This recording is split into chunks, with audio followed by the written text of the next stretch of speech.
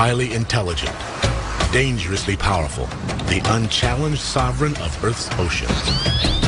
They are the orca, killer whales, and their complex societies extend back into antiquity. But does our modern society now threaten theirs? Join Jean-Michel Cousteau and his team as they investigate humankind's mirror in the water and discover that the orca's fight for survival is in fact now our own. It's Jean-Michel Cousteau, Ocean Adventures.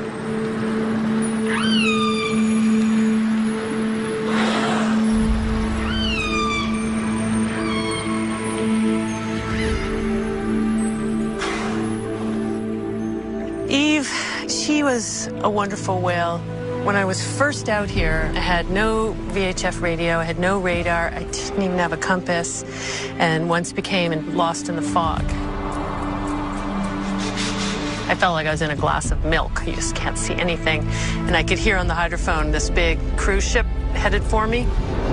Anyway, Eve and her family, the next 20 minutes, came up so close to my boat that I was constantly switching the engine into neutral because I didn't want to hit them. And after a few minutes, I could just barely see something, and it was an island, and I popped out, and I was into the glorious sunset and in the clear, and I kept waiting for Eve's family to come out of the fog, but they never did. And that was, for me, it was like worlds colliding, trying to figure out what had gone on, that she had turned around, that she'd stayed by my boat, and then when I was safe, she turned around again. And at that moment, I believed all the stories about dolphins pushing sailors to shore. I don't know what it is about these whales, but they do things like that, and everyone studying these whales sees the same thing. They are our counterparts in the sea, the most complex marine species on the planet. Orca, the ruler of the ocean. Male orcas can be 9 tons, 32 feet long, with a towering dorsal fin 6 feet tall. But crowned with a smaller curved fin, it may be the females that rule the pod. They are the most widely distributed marine mammal in the world. Their realm extends from the Arctic to the Antarctic. Largest of the dolphins, orcas, also called killer whales, number fewer than 100,000 worldwide. And finding them will take Jean-Michel Cousteau and his team across the globe, accompanied at times by his son Fabien and daughter Celine. The Cousteau team will journey to both the northern and southern hemispheres as they seek out killer whales in the Pacific Ocean. The team will discover that people and orcas share surprising similarities, even similar needs, a fact made clear by their experiences with Keiko, the world's most famous killer whale. The team will also learn how some of the characteristics we consider strictly human, like language and culture, may have also evolved among killer whales. They'll travel among groups of orcas that are as similar and as different as we are from each other. Their journey begins in the Pacific Northwest, where orcas have been revered by native people for millennia, studied by scientists for decades, and where our story of the complicated relationship between orcas and people begins. What we're trying to do is to make the connection between humans and nature, comparing humans and orcas. They are the dominant species in the ocean. We are the dominant species on land. And we all depend on the same thing. The killer whale, the orcas, is such a powerful animal in terms of its appeal to people. It captivates the imagination because we know that they're large dolphins and they're very intelligent. They live in very social groups, much like our own. John Ford is a pioneer in orca acoustics, the first scientist to identify dialects in their calls and to change our beliefs. Even though I've only been involved studying orcas for around 30 years, things have changed so drastically in our attitude towards this incredible animal. The attitude at that time was that these were dangerous animals, a threat to people, a threat to the livelihood of fishermen. And I was caught up in that. When I was young, growing up on Vancouver Island here, we'd go out fishing and a group of orcas would go by and we would be terrified if they swam under the boat, because that was the feeling that these were dangerous animals.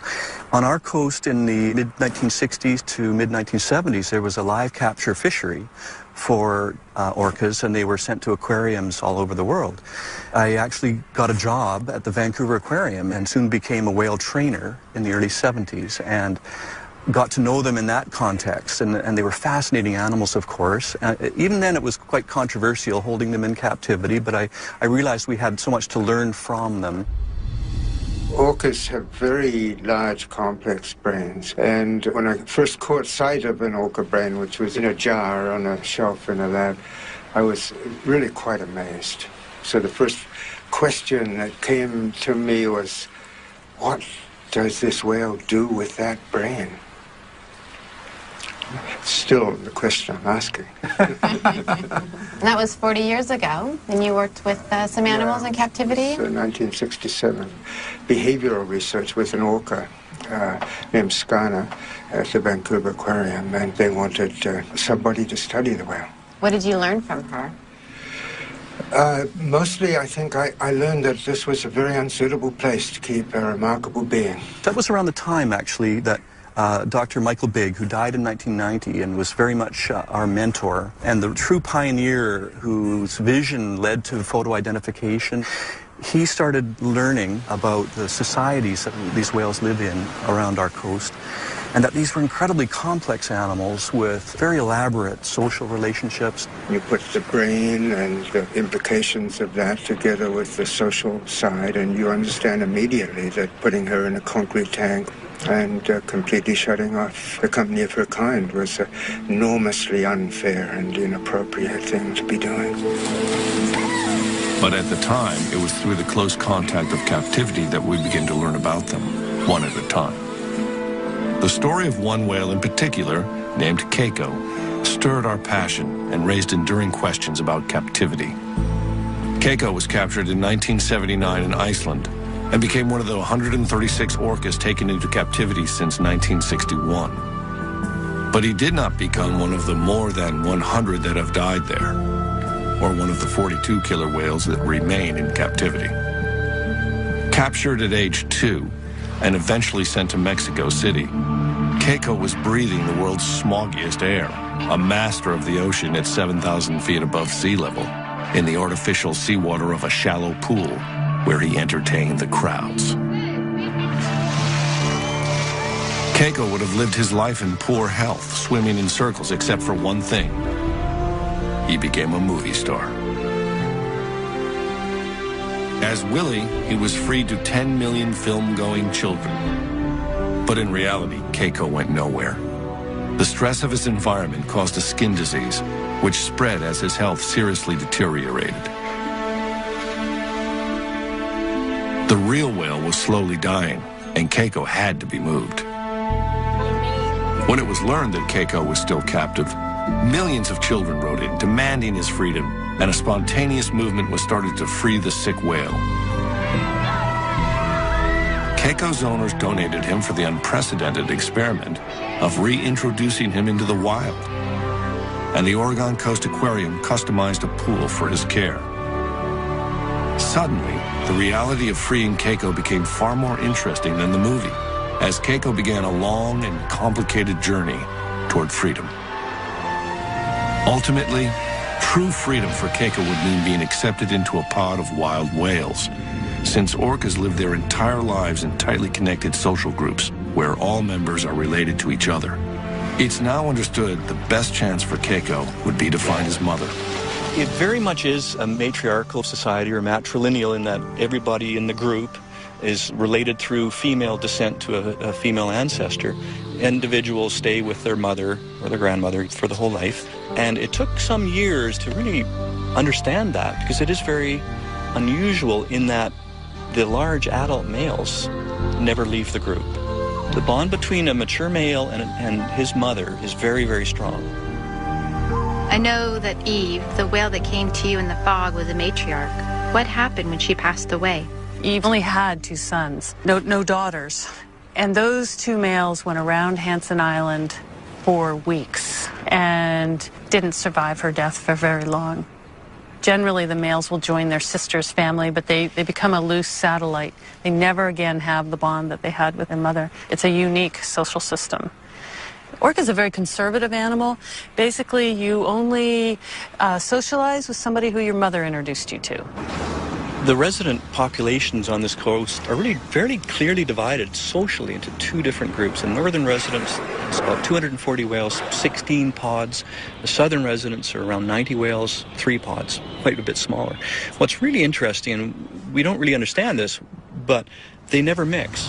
And then we have overlaying that, we have transients, the mammal hunters. They don't mix with the residents, but they will often mix with other transients. And then occasionally we have these offshore whales, and they don't mix with these others either. So we have these whales that in many ways are just focused on their very familiar neighboring groups that are of the same lifestyle. It's a pattern strangely familiar, much like human tribes, existing near each other but separate, with languages and behaviors learned and passed on over generations. We define it as culture, and for both humans and orcas, different cultures exist among the same species. That was beautiful. Did you get that, Carrie? Yeah, I think so. That was amazing. Huh? See, I told you those 2 boys, huh? And they both did that. They both did. Oh, the New Zealand orca I found are just so completely different from the Pacific Northwest. I had this paradigm that was how orca were around the world. They had a matrilineal society and stayed in very strongly bonded groups, and that there was another population who fed on marine mammals. Well, it turns out here that the New Zealand orca are moving around between groups. They feed on fish, sharks, rays, and marine mammals. Acoustically, they're different. They have a good Kiwi twang, just like I do. And it looks like they're moving big distances compared to the animals up there. I've got them travelling an average of 100 to 150 kilometres a day. And I think that's one of the things that fascinates me about orca is the different cultures. Even though they're in similar habitats, they're just so completely different. Orcas have been stable in the social groups that we're looking at now for literally thousands of years. If you look at the society and understand that this has evolved over a very long period of time, you realize that you're looking at a successful society. The wild pod. The challenge for him would be enormous, since strong social bonds may actually define what it means to be an orca. At the time, no one knew how to free a captive orca. It was a new frontier to trainers like Steve Clausen and to Jean-Michel, who became involved in the effort and who saw Keiko as a symbol of more than just one whale. Curator Nolan Harvey knew how far Keiko was from a wild orca. We're trying to teach Keiko to not only work for us within this pool so we can take better care of him, but we need to let him become a killer whale again. We need to untrain him. Our goal all along has been to give him control of his life. We're an active part of it, especially since he is here by himself. But the idea is to let him start making those decisions on what he wants to do, when he wants to do it. Where previously, anytime he did anything, it was because somebody asked for it. Even with vastly improved conditions, Keiko continued to demonstrate his frustration from living in an artificial environment. He expressed his stress in Mexico by gnawing the concrete pool, damaging his teeth, and it continued in Oregon on his favorite rock. A decision was made to cover it in order to discourage the behavior and to protect the teeth of the ocean's greatest predator. An orca's sharp, conical-shaped teeth make feeding on large prey possible, but Keiko primarily eats fish which orcas swallow whole, so his damaged teeth should not be a problem in the wild. When he arrived in Oregon, Keiko was 1,000 pounds underweight, but soon doubled what he was eating in Mexico. His waistline increased by 3 feet. He gained nearly 2,000 pounds and grew 8 inches longer. But But he still had to be taught to catch live fish as a milestone for his release, and in order to survive in the wild.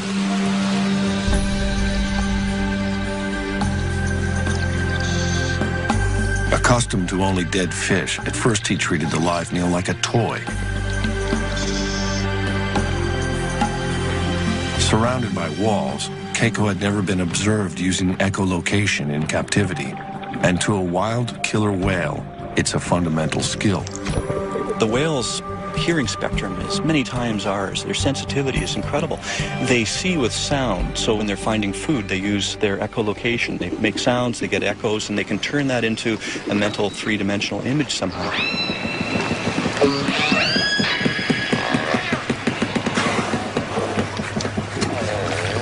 You know, when you go into different places around the world and you look at what orcas are doing and understand that they've sort of figured out how to live in the particular niche that they happen to have found, it's really interesting looking at the differences. As gray whales migrate up the coast through Monterey, California, a pod of transient orcas show why they're called wolves of the sea. They hunt in packs to isolate, then overpower a gray whale calf. It's a predictable hunt with as many as a third of the calves taken by orcas. 20 to 30 whales may work together and share the bounty. Sharing seems to be really important in these groups. It seems to be part of the way that the whales live together to avoid competition. Certainly they food share when it comes to feeding on larger animals, but that's probably more a facet of the fact that these things that they're feeding on, like whales, are so big and there's not many of them. In terms of they kill one, then everybody has to feed on it. A female, the best hunters, will bring up a fish, and others from her matriline will come over and share that prey item. What's kind of surprising for the residents, they will share even a salmon that's perhaps only 5-10 pounds. They will share that, even though any whale in the group could easily swallow it. It has given us a new appreciation and insight into the workings of their society. That said, even though their dietary preference is culturally maintained and driven, they don't seem to be really adaptable in the short term. It might take a while before they can start focusing on alternative species. Killer whales are real traditionalists. They only do what mom did. They eat when mom eats, and they socialize with the whales that mom socialized with. They really don't like to branch out. So if you have a habitat change and that particular prey is not there anymore, then it's difficult for the orca to adapt. Within decades, and for a variety of reasons, orcas throughout the world may be at the crossroads of adaptation or extinction as their prey diminishes, something the resident whales of the Pacific Northwest now face. It's a growing issue for the future, but is similar to the question of whether Keiko would be able to adapt to hunting live fish in the wild. Without another whale to teach him, Keiko initially seemed confused about the shift in his diet, until finally either hunger or common sense kicked in, and he began to catch a few live fish. In the wild, that wouldn't be enough. Using ultrasound to measure Keiko's fat layer or blubber, the staff identified where it would show if he weren't eating enough. In theory, by measuring his blubber so easily in the wild from an extended pole, scientists could know if and when they would have to intervene. They did know that Keiko would have to be in better shape than he had ever been, so even his 30 different toys were designed with a purpose. Filled with water, a 200-pound ball became Keiko's workout. When he first arrived, Keiko could barely hold his breath for 3.5 minutes. He soon progressed to almost 18, normal for a wild killer whale. But Keiko was still far from a wild whale, which was vividly seen when at night he gathered his toys around him to sleep. An array of cameras and hydrophones captured Keiko's movements and sounds. Taking advantage of this opportunity, scientists carefully analyzed his vocalizations, trying to match them with specific behaviors, hoping to take a step toward understanding killer whale communication. Keiko, however, had not communicated with another orca in more than 20 years. I was studying a pair of whales called Orca and Corky.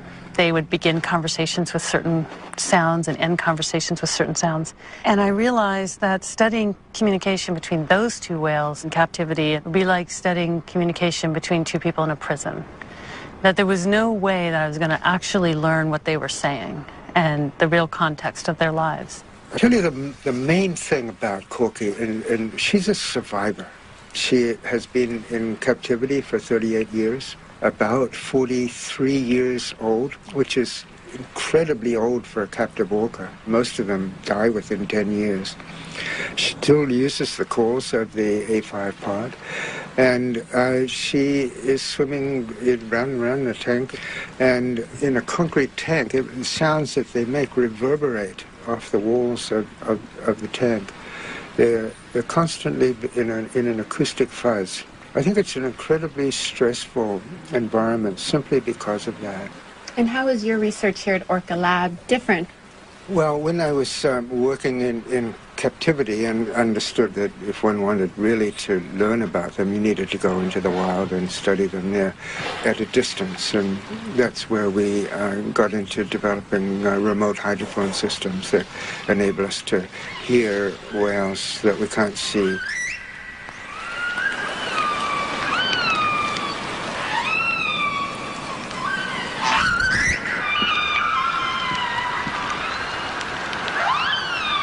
We have a network of hydrophones, covers about 50 square kilometers of the area around us, and we have speakers all over the place. We're listening to all of them all of the time, 24/7, 365.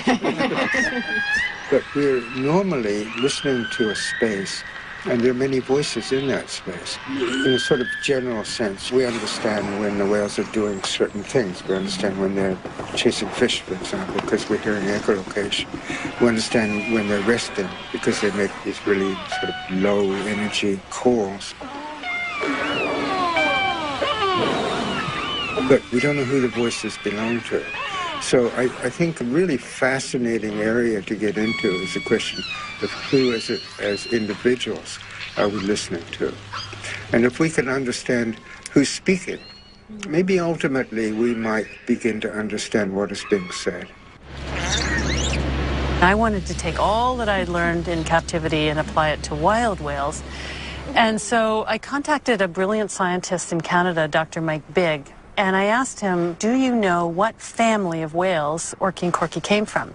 Which sounds like an extraordinary request, but he at the time was photographing each dorsal fin and saddle, learning to tell them apart, collecting all the pictures from the capture, and there was a bunch of pictures that showed this whale we now call A23 with little baby Corky just before she was taken from her mom. So I had no boat experience. I threw everything into a pickup truck, and we pumped up the Zodiac in Alert Bay, and we went out there, and I stopped and I put the hydrophones down, put on the headsets, and it was her family calling. And for the first time, I heard these sounds in their natural environment just rolling on and echoing. And my first feeling was enormous guilt that it was me that was there, not Corky. But that's how I found them. One promising factor in Keiko's finding his family was that orca calls can be heard 10 miles away. There was hope for a dialect match among the North Atlantic orcas, where Keiko would be reintroduced, 100 miles from where he was captured. To prepare for his move, a bay pen was constructed in a pristine Icelandic bay. Finally, the day arrived to return Keiko to the home he barely knew. This had been Keiko's unexpected journey to freedom that millions of children demanded, but that no one knew exactly how to accomplish. Jean-Michel had watched Keiko's transformation for over 2.5 years and had been witness to his devoted fans. Good luck! Even the U.S. Air Force had agreed to rent a C-17 cargo plane and crew for the trip, announcing it was in the best interest of the nation to fly Keiko home.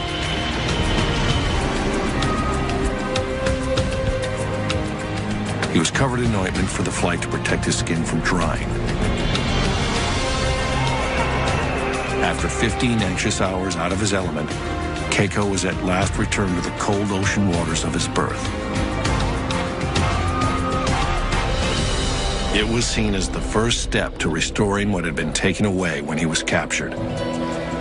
Keiko would first have to acclimate inside the confines of the bay pen.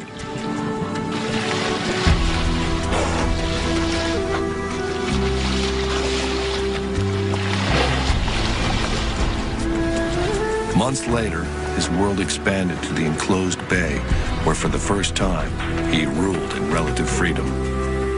It was Keiko's first chance at a small piece of the wild. Not since he was 2 years old had he experienced the sights and especially the complexity of sounds of a natural ocean environment.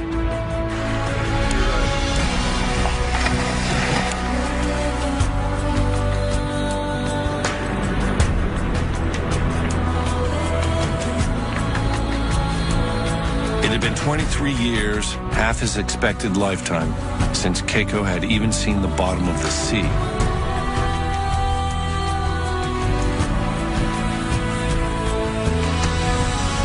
Keiko's world was gradually expanding, and for the next step, a satellite tag was attached to his rare flopped dorsal fin in order to follow him at sea. Its attachment was no more painful than piercing an ear, but the tag and Keiko would have to wait another season following complications to be tested at sea. Finally, in the summer of 2000, sea trials began.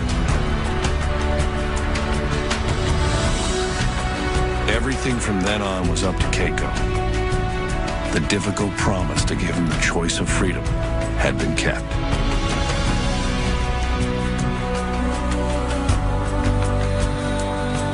Then at last, Keiko was within feet of wild killer whales.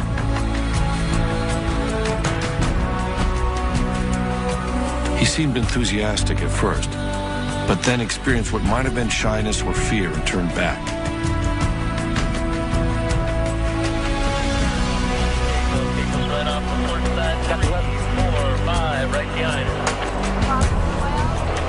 Later encounters looked aggressive, and Keiko continued to seek the shelter of the boat. Right there, Chad. Right there. Horse's feet, Michael. Over 3 summers, Keiko continued to approach passing whales, spending more time with them, possibly learning their ways. Then in 2002, after watching a pod feed on herring, he simply swam away in the proximity of whales. For over 2 months, Keiko was tracked by satellite.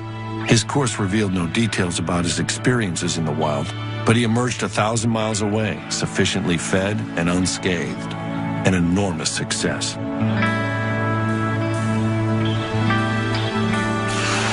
Then, perhaps seeking human companionship or just chasing an easy meal, Keiko followed a fishing boat into a Norwegian fjord.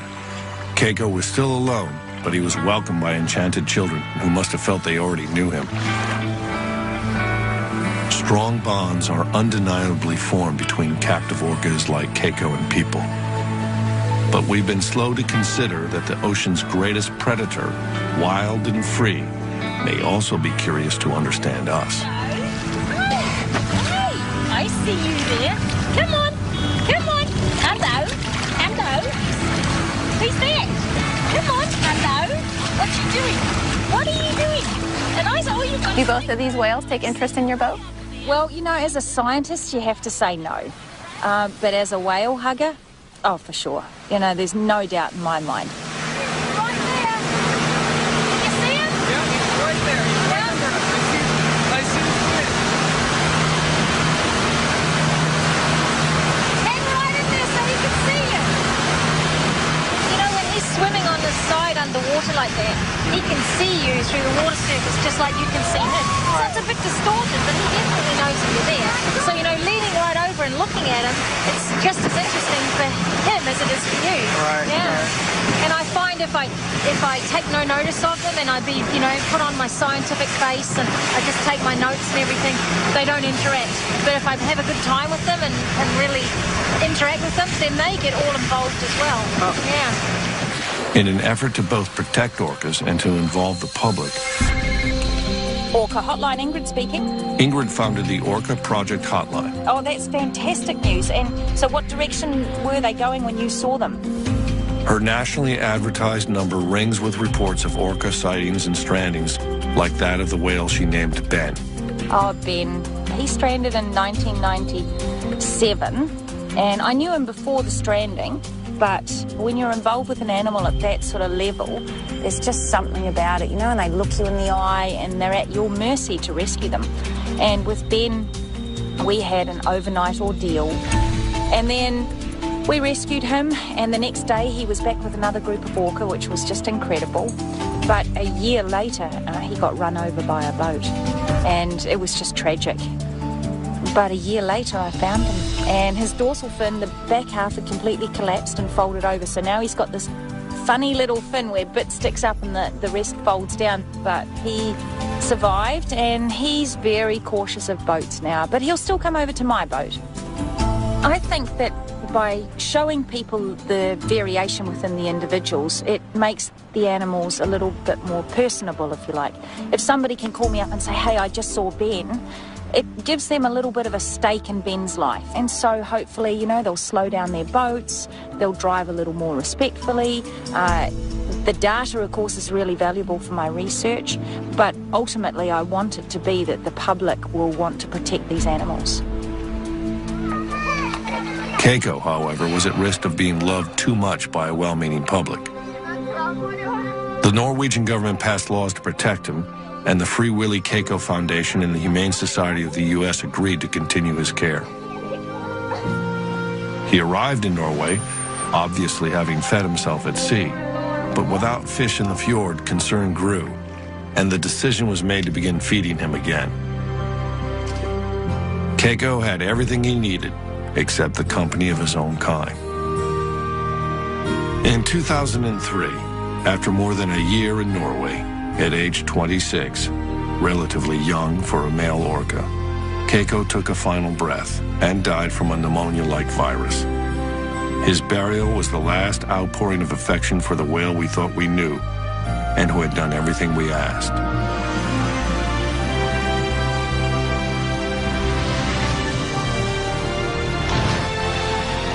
Keiko was the whale we had forever changed. And no matter how good our intentions, he was the whale we couldn't fix for him to become what nature had intended, an orca in the close company of other whales. It wasn't possible, even for the world's most loved, most famous whale. I think it would be quite impossible for anybody to propose capturing an orca, at least in North American waters at this point. So I think in that sense we've come quite a long way in terms of public attitudes. In terms of what we understand about orcas, we've also come a long way. I think at this point we understand enough about orca society to realize that this is complex and remarkable and fascinating. And we don't have the whole story yet, but what we do understand is really, really interesting.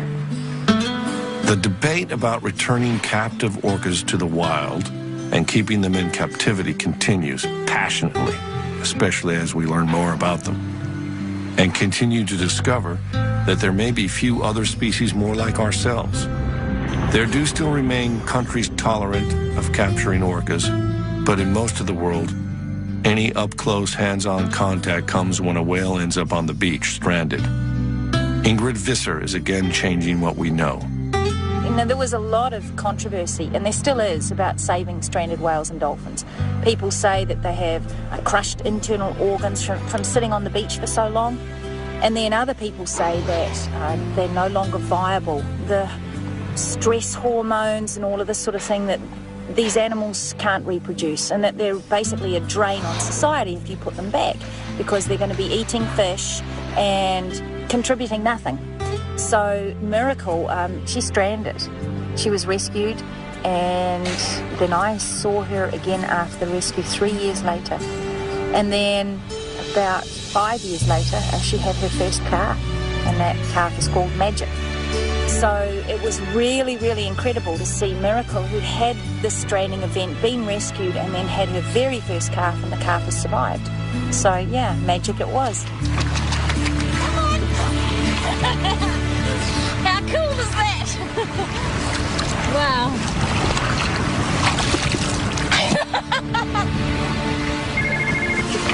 Orca hotline, Ingrid speaking.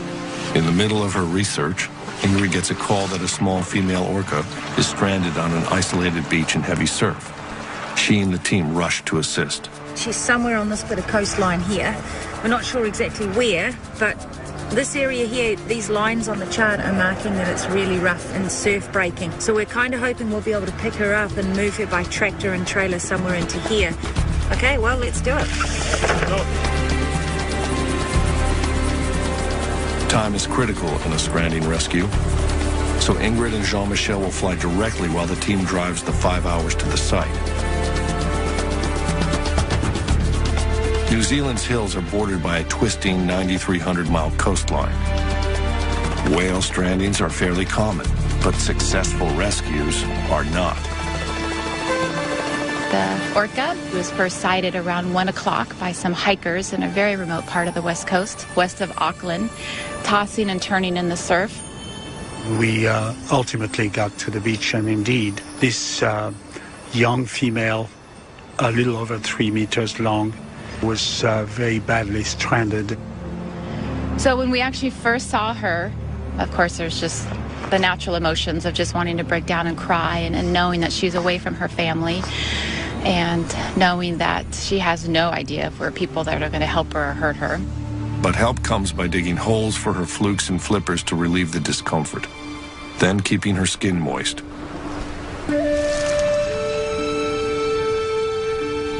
She was probably not alone, struggling in the surf, and another whale may have tried to pull her back to sea, judging from the marks raked across her tailstock.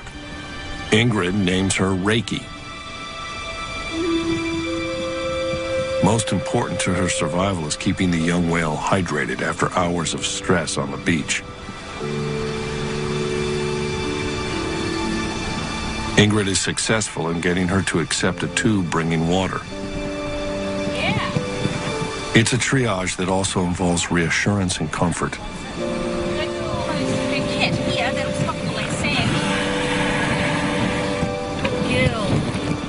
Even with expert care under changing conditions, it's believed that an orca can survive only about 24 hours out of water.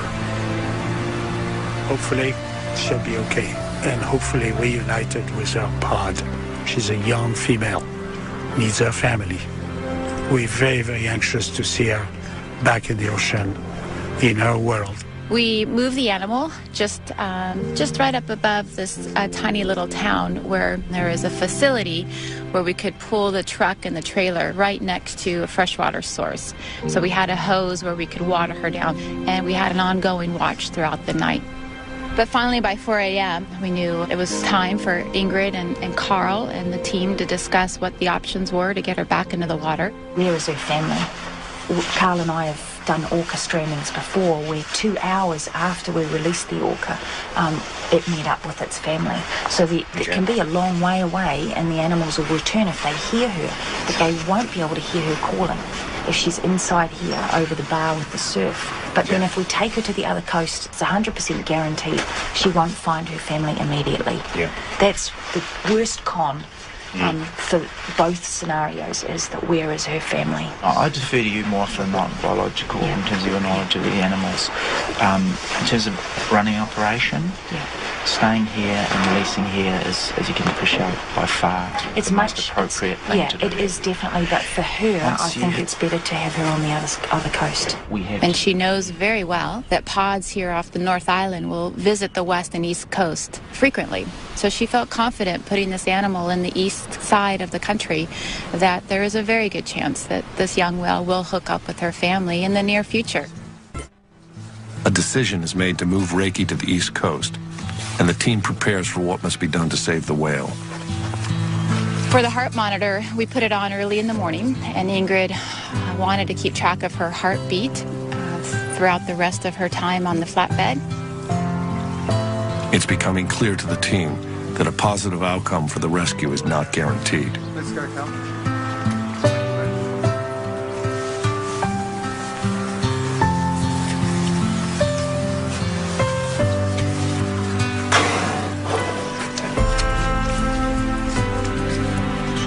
For me personally, it was the first time I've seen an orca so close.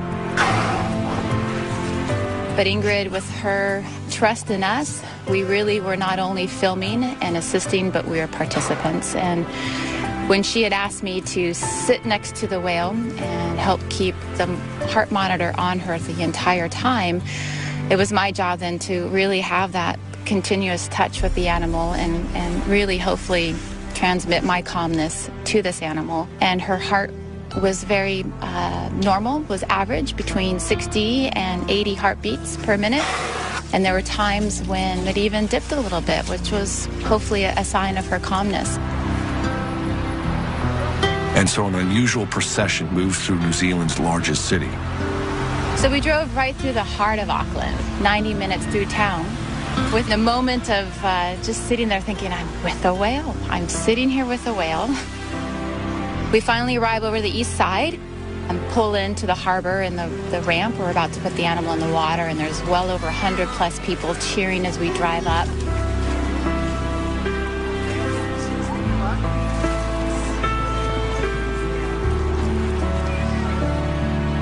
The whale is gently rocked into the water, but is disoriented from the ordeal and lies still. From there, there's a full flood of emotions. And at first, the animal is hardly moving at all. And Ingrid's like, it's all right. You know, her muscles, if you could just imagine your muscles just cramped for hours and hours and not being able to stretch. So she just is probably just, you know, stretching out and getting back into this fluid environment. And finally, Ingrid says, just have some of the people back away and only 2 of you stay close to her to support her.